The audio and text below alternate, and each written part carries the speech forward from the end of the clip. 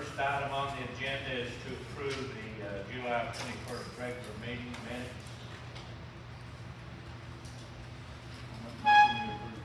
Also, we have a motion and a second. Any more discussion? Hearing none, vote. Okay, the next item is to approve treasurer's report.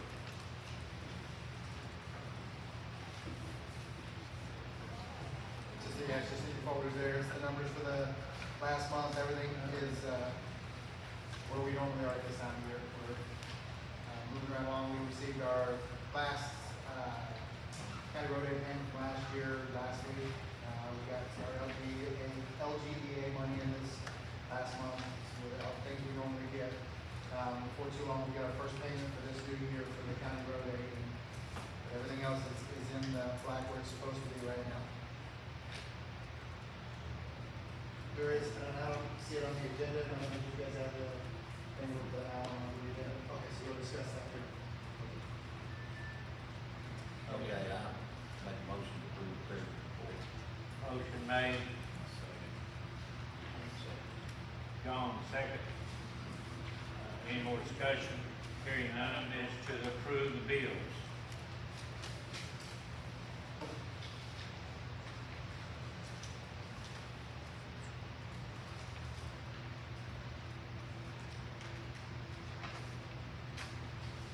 I'll make a motion to approve the bills. Motion made by Mike. Also second by Rick. Any more discussion?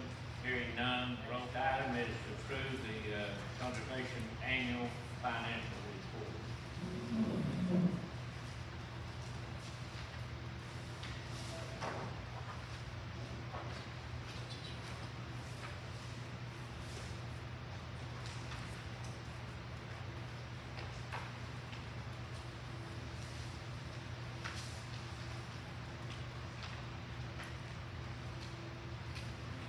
I make a motion to approve the conservation annual financial report.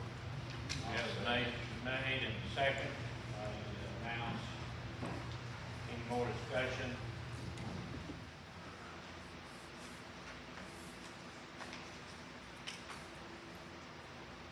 Next item is to approve House Bill grant resolution. That's for letters to remodel POC and We have a motion made by David, I'll second. second by Rick. Any more discussion? Hearing none, roll call. Okay, we have with us today the transportation. He's going to speak to us, hopefully bring us some money. Thank you, Judge. Yeah, this, it would be some money, but like all things, funding is all cut all across the board, seems like, so it probably isn't as much there as it has been in the past. But anyway, I'm Doug Wright, I'm in the Highway Department here in District 12, and each and every year we are required to come to these reports to talk about a rural secretary program. The rural secretary funding is all on provided by our state motor fuel tax. 22.2% of all the current tax on motor fuels goes to the rural secondary program. So then our highway department of Frankfort, which is the rural secondary section, divvies that out to every county, and then they will tell us what our allotment is for each county. So this year it's later than normal. Usually it's around June or July, or even earlier sometimes. And but I made a packet on one of your desks there, and or receipts that more or less tells the rural secretary program for the fiscal year of 26-27, and the allotment that we was given for Lawrence County this year was $1,055,866. Now, there was a negative balance of $75,116 that was taken out of that, leaving the anticipated allotment down to $963,237. So, as you're all aware of, that, both the county fiscal court as well as the highway department has got rural roadways out there. In Lawrence County, we've got 94.2 miles of highway to maintain, and as for snow removal signs, striping, tree removal, anything, bridges, or whatever that might be on those roadways, we're responsible for. So this, the funding that we get from this to maintain those roadways is $522,900. Now, the flex fund is, the county gets flex funds, which is made up of 15% of the total allotment amount. This year's flex fund for 26-27 is $158,230,000. Now, you had a carryover of flex funds last year where they was $183,002.83. It was not spent last year, so that added together, so it was total for what you got in the as flex funds in the 26-27 fiscal year, as well as the left carryover money for 25-26, $341,232. Now, what remains of this, we put it on our state portion roadways, and you'll see the list below. We don't get enough funding, as everything, there's not enough funding for the needs that we have, and I'm sure you're all aware of that. But we got 3 roadways that we are planning on patching on. We've been patching almost 100% of our money the last few years on rural secondary has been for patching, just taking the worst spots that we can possibly cover a whole roadway, and we can spread it a little further and try to take care of. One of those roadways that we spent money on last year was 1760. We still got some bad places that we couldn't do last year. So, and then the south end of 581, or the north end of 581, we did do a full resurfacing on that about 3 years ago, whatever, right before the bridge opened up in there. We replaced. And then in 1690, we put a small portion on 1690 in last year, and we were planning on putting some more on that this year, try to take care of the worst spots. Also got you a map that wanted us to show where we're proposing, and we are here to take recommendations or whatever you may have, or questions that you may have. I'm open for any questions that you might have. I have a question on 16.9. Who that step was? And Yes. You all just recently patched part of that. Are there plans to extend that on down to that curve for the rest of the Not at the present time. This money here will probably fix that, because that was them breaks that we did there was actually 2 separate events, and we set up money on that one where it's a bad break and it just fell down bad, so we set up base and surface on that one, which we couldn't carry it on to that next one because that was just applied to that section. So, we are probably, we've got all of it from 645 all the way to 640. That whole stretch in there, 14 miles or so, something like that we can put this material on that we're going to have for rural secondary, so we can pick the worst spots. So that would probably be one of them. That probably won't happen because we got our funding so late this year, it probably will not happen until spring or summer next year, because this is for 26-27. A lot of times when we get our money we got the allotments in June or so, contractor will get to them in September, October, but it's so late this year, we probably will be next spring before any of our funding will get done.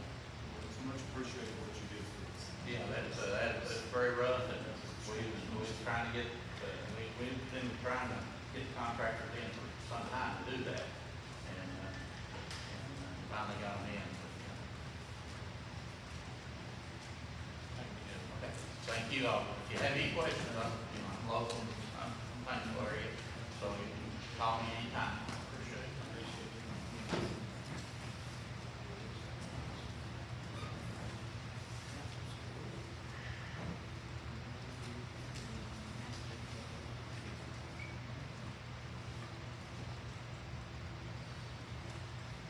And the next item is, HB grant 500.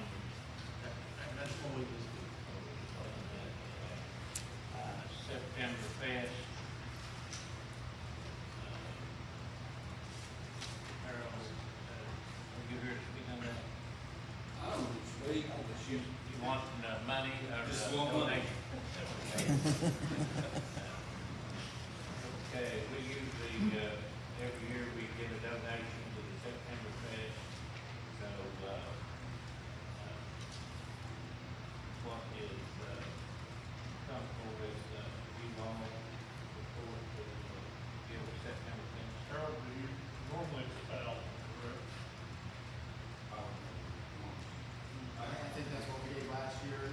Used to be more than that, but it went down as the year recently, so I think maybe last, I don't think we got any last year. Yeah, I have to. Rick, Mike, Yes. John. Application, if you will, a senior center. I'll make the motion to apply.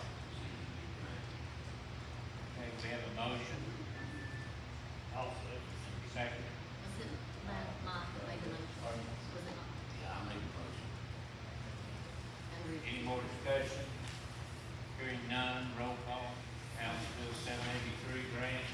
That is a application to, for the match for the CDBG grant.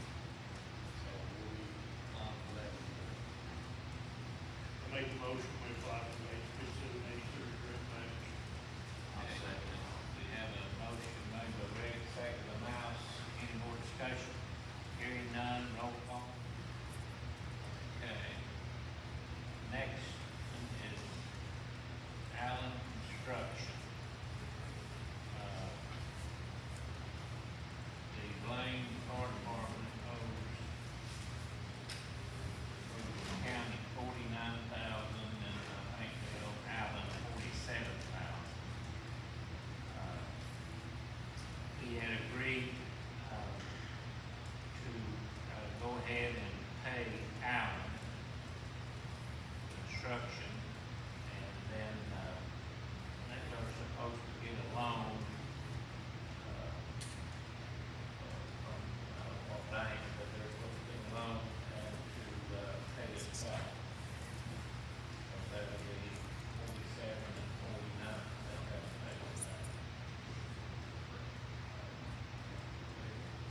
Jeff said they were working on that one. So this is a debt that the county took on, and we do have to pay it.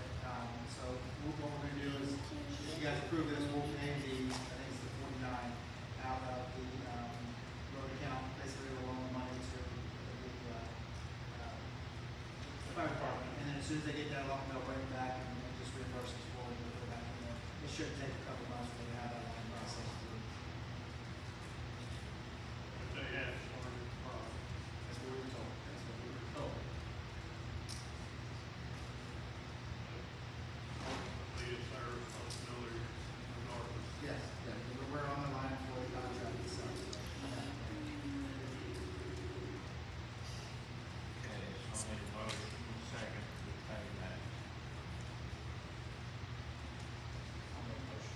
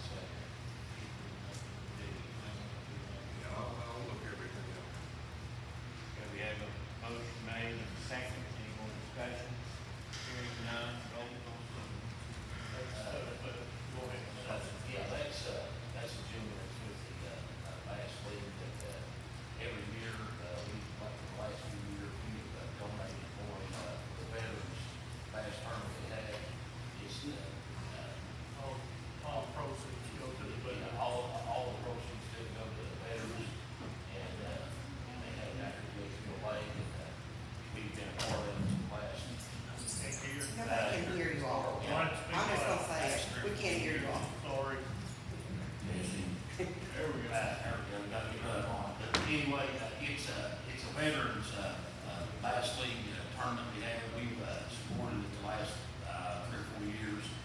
Mr. Davis, just, over the bass league there, but, all the proceeds go to veterans, and I think it's a really, really good cause. They do a whole lot for veterans with it. I 100% support donating into them. How much the amount? They did get $1,000 last year. Hopefully, well, I'm sorry, 500. Sorry, 500. Okay, I need a motion and a second. I'll make the motion. Okay, we have a motion made by Mouse, Also, second by Rick. Any more discussion? Hearing none, roll call. Okay, Rick, not Rick, Chris, Joe is at the conference, but he's wanting to declare the voting machines, they're stored down here in that room, so he wants them voting machines declared surplus. So he can get rid of them.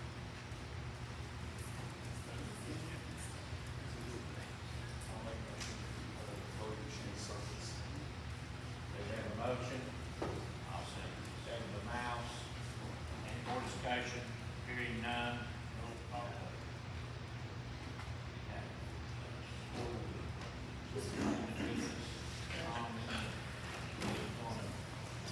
Give us some good news. That's good news. We're on day 4 with students. Should be day 5 by the calendar we originally adopted. But we've had some weather battles already. Have already been doing road checks on 2 different mornings, and I told Travis when I came in, I liked him and everything, but I was very glad not to have to speak to him this morning. So we are in day 4 with kids. It's going well so far, other than just some weather hiccups. Update on the community center project and the renovation project down at the east of that wing. The architects have informed us they're around 70% finished with their design phase. So we should be getting with them in the near future to look at what they have come up with and going from there. Again, we are expecting to actually put that out to bid probably sometime very late fall, early winter, so sometime right around that Christmas break area, and you're looking at actually work being done when you get into the winter and early spring, with the goal of having both of those projects finished by the fall of 2028. That's all I have, Judge. Thank you, guys. Thank you.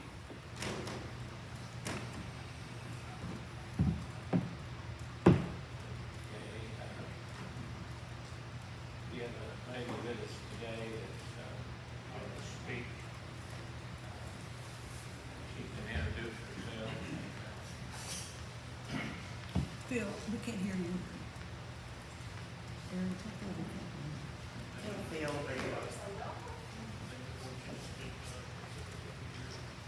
can't hear my big mouth? We cannot hear Turn you. it up a little bit. Not today.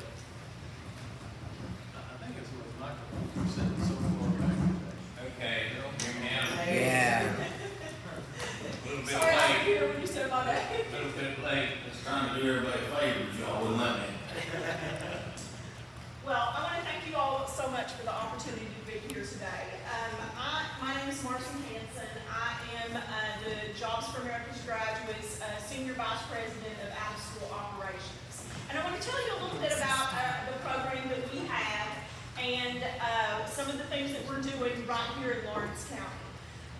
So to give you a little background, Jobs for America's Graduates is a school work transition program. We work with young adults that are our model program. We work with young adults that are middle school through out of school. We just started a JAG in-school program here at Lawrence County this year. This is our first year to have one in Lawrence County. Prior to going to work directly for JAG, I was a teacher I was a JAG teacher at Sheldon Clark High School and Martin County High School for 30 years. And then I had the opportunity to come and start something new that we had never done before. And that is start an out-of-school program that is working with young adults that are ages 16 to 24 are seeking a GED, or those who have a high school diploma but don't really have the employability and educational support that they need to go out into the world and be successful. So one of the things that we do is we also work with young adults that are in addiction recovery or who are justice involved. And it has gone very well for us. So just to kind of, on our information sheet, just to kind of keep you where we are. So this is an overview of our program that tells you a little bit about all of the different components. What we do, we provide intensive, individualized case management delivered by trained JAG specialists, and that's what we call basically our teachers, our program coordinators. And that's what we have at the high school. We have a JAG specialist there that works with young adults that are in 9th through 12th grade. But for our out-of-school program, we particularly look at those who are working on earning a GED, building workforce and lifestyle skills, obtaining industry-recognized credentials, and engaging in community service and securing sustainable employment. We really try to work with the entire family unit for young adults who are in need. Because what we have learned very quickly is that for those to achieve success, they really need to attack the whole family. We need to look at improving the lives of the entire family. So we concentrate on trauma-informed care. All of our JAG specialists are specially trained in trauma-informed care and are certified with the state as community support associates. We also employ a licensed clinical social worker who works with all of our young adults to help create a plan for success for each one of those. So why Lawrence County? So when we started this program, we knew we wanted, I'm from Martin County, so we knew we wanted to concentrate on the areas that were close to us. And we work very closely with the Office of Adult Education. Here in Lawrence County, we are partners in everything that we do. The adult ed is where our office is housed at the time, and we work with young adults that are here. And I think right now, and I can give you an exact number, but I think right now we're just in Lawrence County. So we have a combined program for two counties, that is Martin and Lawrence. We have a Boyd and Greenup program, and we have a Pike County program and a City of Pikeville program. So for just those in Lawrence County, we're at about 37 young adults that we're currently working with. And that does not count the young adults that we already have that have entered the follow-up phase. So after they can be in our program for 3 or 4 years, and then after they achieve all of the goals that we set with them, then we follow them for another year after that to help ease that transition into whatever it is that they choose to do. So we have, I think there are 17 that we have that are in the follow-up phase right now. So what we try to do is work with them to create a plan for success. We want to have recovery stabilization for those that are in that. We want workforce preparation. We try to help our young adults earn industry-recognized credentials and go into the workforce or, and for sure, achieve some type of educational component. So what I'm going to propose to you all is sort of a multi-tier program pipeline, because right now we have our program in Lawrence County High School, so that would come from Lawrence County High School, then they would be able to transition to us, which is what we're doing right now. We're working with them to start that transition with the new program. We have, and I want to tell you a little bit about our structure. So we are structured, we have one JAG specialist that is dedicated to Martin and Lawrence County right now. And that JAG specialist works with those young adults to create those plans, to connect them with whatever resources they're in need of. One thing that we are very good at is our JAG specialists are great connectors. We're able to connect them to the needs that they have and help them be successful. We have a targeted program enrollment of 25 to 45 young adults, but over our 4 counties that we are established in right now, we have about 151 participants for our program. Now on page 2, here's something that I know that is going to be very important to all of you. So one thing that we do with JAG is that we have a Jobs for America's Graduates national data management system. We document everything that we do down to the minute. We can tell you how many minutes were spent working on guidance counseling, how many minutes were spent on employability skills. We document all of the barriers that they might have to success. And these are some of the things that we can tell you, some of the documentation that we can pull, which I know is important whenever you're writing grants as a community. This is information that we're able to provide to you.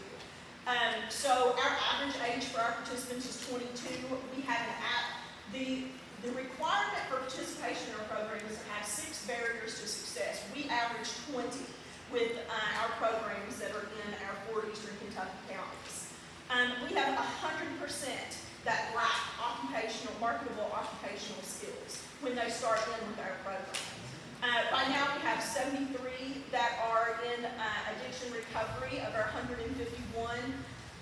We have 8 that are with the behavioral health conditional dismissal program, and 47 that are justice involved. Some of the typical barriers that we see with our participants is reliable transportation, lacking home internet, child care, and the household impacted by mental illness or substance abuse, and we have a large number of pregnant parents. But one thing that we're doing that we're seeing outcomes from is right now with our GEDs. So of our participants, and this is, we're coming to the end of our 2nd year with the JAG Out of School program. We have had 48 of our participants have gone on to earn a GED. And that is an incredible number because not all of our participants require that. Not all of our participants are in need of that GED. We have 103 that have achieved industry recognized credentials and 29 that are in post-secondary enrollments and 48 job placements. And we average working with our young adults 42 hours. Which is, the requirement is 30, but our average individualized attention is 42 hours with our participants. So this tells you a little bit about where we are. So we are in Martin and Lawrence. We have a combined program, Boyd and Greenup with a combined program. We just have a new a new launch in the Pike County and the city of Pikeville. We have 2 programs there. And these are some of the ones that we are hoping to grow into. Of course, we want to stabilize and expand our program here in Lawrence County, and these are some of the other ones that we're hoping to move into. Some of the things that our program services that require funding that are sustaining is GED Prep with the Kentucky Office of Adult Education, coordination and transition support from Lawrence County High School JAG and our JAG Kentucky Out of School participants, workforce readiness, industry recognized credentialing, several of the things that we already talked about. And if you go over to where it says the core annual program budget, so this is what it costs. It costs $87,000 for us to be able to continue our program.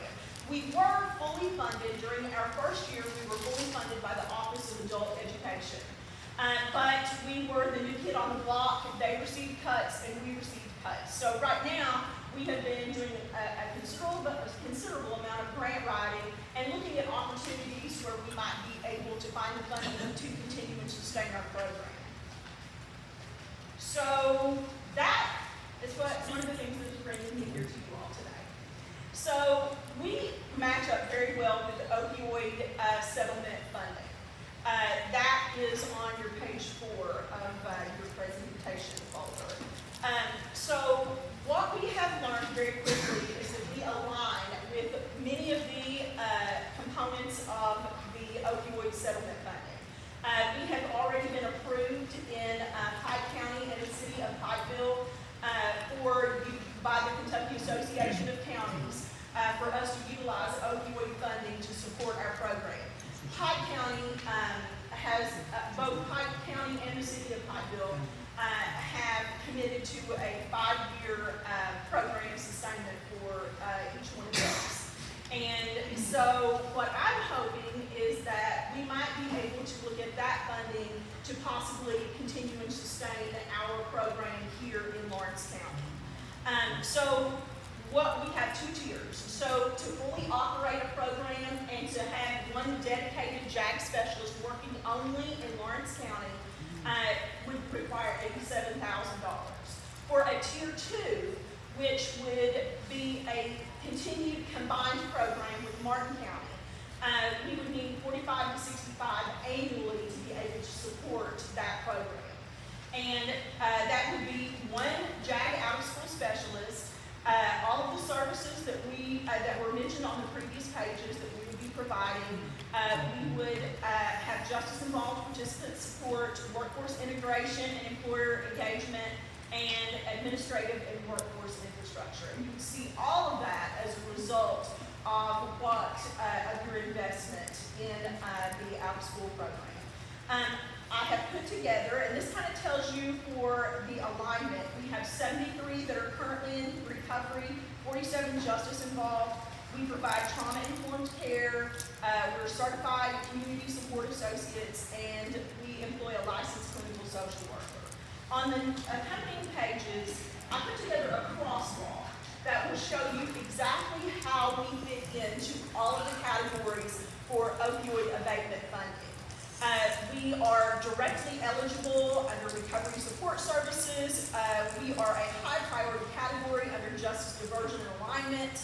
And I'm not going to read all of those. You can read through those, but you can see how we fit into that. What we establish as with our program is a community-based recovery and workforce access hub. And we're not new. While our out-of-school program is new, our in-school program has been around for 34 years. So we're not, even though we're a new kid on the block for out of school, we are not for our in-school. And we have a model that exists in 17 states across the nation. And the in-school model is in 34 states across the nation. So out-of-school works very well, and the clientele that we work with that are in recovery, we're seeing tremendous success from their participation. We hold classes that are in recovery centers. We go directly to them and meet them in the center. We hold a full class just like we would with our in-school program to teach them more about the leadership and employability skills that they need for success. So on the page 7, this kind of shows you, breaks down what that tier 1 and tier 2 would look like.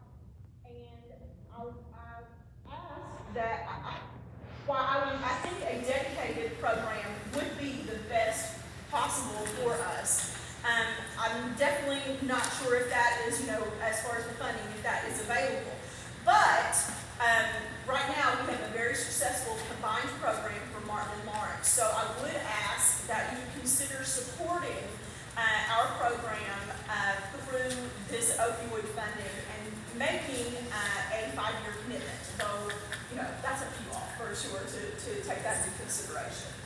But I think you'll see that, we have validation regionally. We've been working very well. We're expanding. And we want to continue the great work that we're doing here in Lawrence County. And I hope you will consider this request. And then I think you will see from what we're doing that there is an impact on the young adults in Lawrence County. We're changing lives. It is going on and it is going well.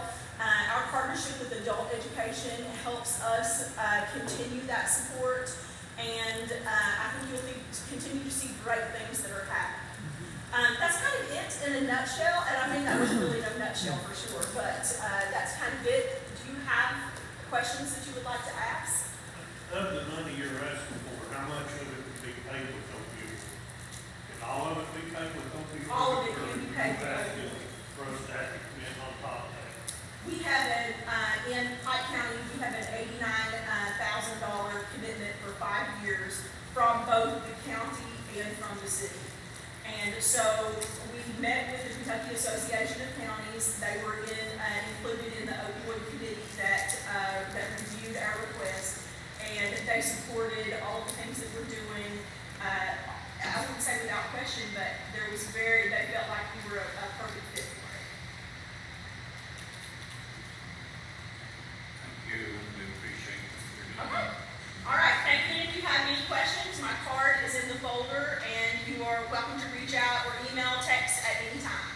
Thank you. Thank you. Anybody on this side have anything? I have a que- Thank everybody that supported us at the fair, it went really smoothly, and had good weather this year, good turnout, kids had a ball, and just appreciate all the community partners we had to help us make it happen. Thank you. You got anything down? Bill, I have something. I'd like to thank everybody that came out to prayer in the school year, and I'm just wondering, I don't know if it's appropriate or not, but is there anything you can remark on the, taking back the community center out in Blaine? When that will happen and, what that entails? Will we have somebody out there manning that, or is there, how's that gonna work? It's, see, we had a, lady that took care of it, but we thought it would be helpful for the fire department, to do that. But they, the grass and different things hadn't been mowed, or it wasn't no upkeep. So we took it back, and the Jordan lady, everything's been mowed, but the Jordan lady is the one, and it continues to be rented out or whatever. We are doing the upkeep. So you've already taken it over, it's already in the county's hands, okay. Okay, we have a lot of concern over the weeds. The rain is really helping us make it grow. But we have 3 machines going and 2 being repaired. Sometimes their machine will go 200 feet, sometimes they'll go 2 miles. They're really high maintenance. But we have a machine that takes care of the overhanging for the school buses, and we're concentrating on school bus routes right now, and trying to get that, we're concentrating on the molding. They will be blacktop starting. Excuse me, already supposed to start it on Bell's Trace and had a little cat, but I guess the weather, Raise, put them on. the rain is putting everybody behind it, so. We thank everybody for their patience.